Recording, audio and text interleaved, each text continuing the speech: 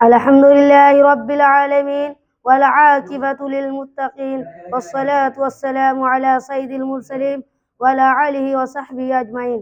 أما بعد فأعوذ بالله من الشيطان الرجيم. بسم الله الرحمن الرحيم. اقرأ باسم ربك الذي خلق خلق الإنسان من علق.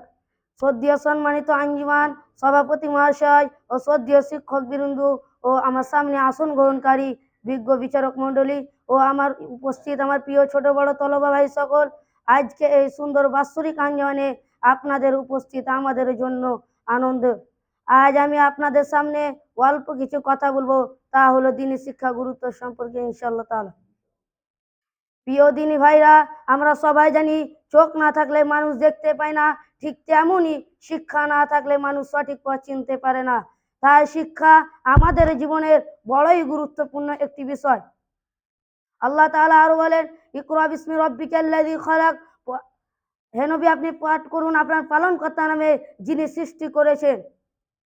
এইখানে আল্লাহ তাআলা শেষ নবী হযরত মুহাম্মদ সাল্লাল্লাহু আলাইহি সাল্লামকে প্রথম ওহীর মাধ্যমে যা আদেশ করেছিল তা হলো শিক্ষা।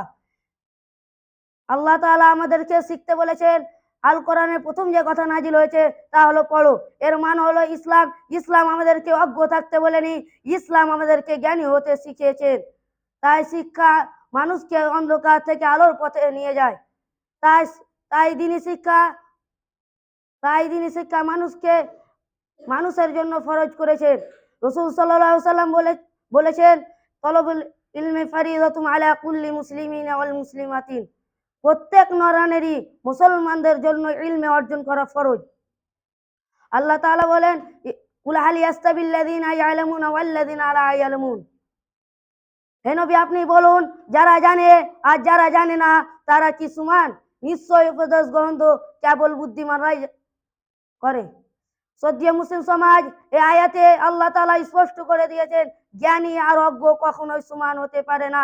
নিশ্চয় যারা জ্ঞানী তারা আল্লাহকে চিনতে পারে, দ্বীনকে বুঝতে পারে এবং তার নিজের জীবনকেও আল্লাহর হুকুম অনুযায়ী পরিচালনা করে। আর যারা অজ্ঞ তারা আল্লাহকে সঠিকভাবে চিনতে পারে না, দ্বীনকে বুঝতে পারে না, বরং তার নিজের জীবনকেও অন্ধকার পথে ঠেলে দেয়। তাই তাই দ্বীনি শিক্ষা মানুষের জন্য বড়ই গুরুত্বপূর্ণ। আল্লাহ তাআলা আরো বলেন, কুল ইন্নামা ইয়াখশাল্লাহা মিন ইবাদিহিল উলামা। নিশ্চয়ই জ্ঞানীরা আল্লাহকে প্রকৃত ভয় করে। এই আয়াত থেকে আমরা বুঝতে পারলাম যে যারা প্রকৃতভাবে জ্ঞান অর্জন করছে আর যারা আল্লাহর প্রতি ভয় ও ভীতি অনুভব করে, তারা ভালো পথে চলার চেষ্টা করে, সমাজে সৎ ও নির্বাণ হয়।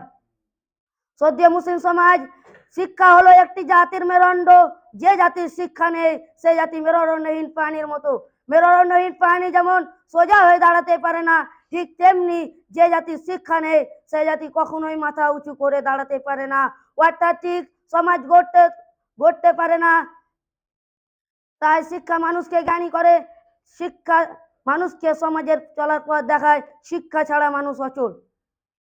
কিন্তু উপস্থিত সবাইকে একটি প্রশ্ন করি, একটি শরীরের মেরুদণ্ড থাকলেও যদি প্রাণ না থাকে, সে শরীর কি জীবিত থাকে?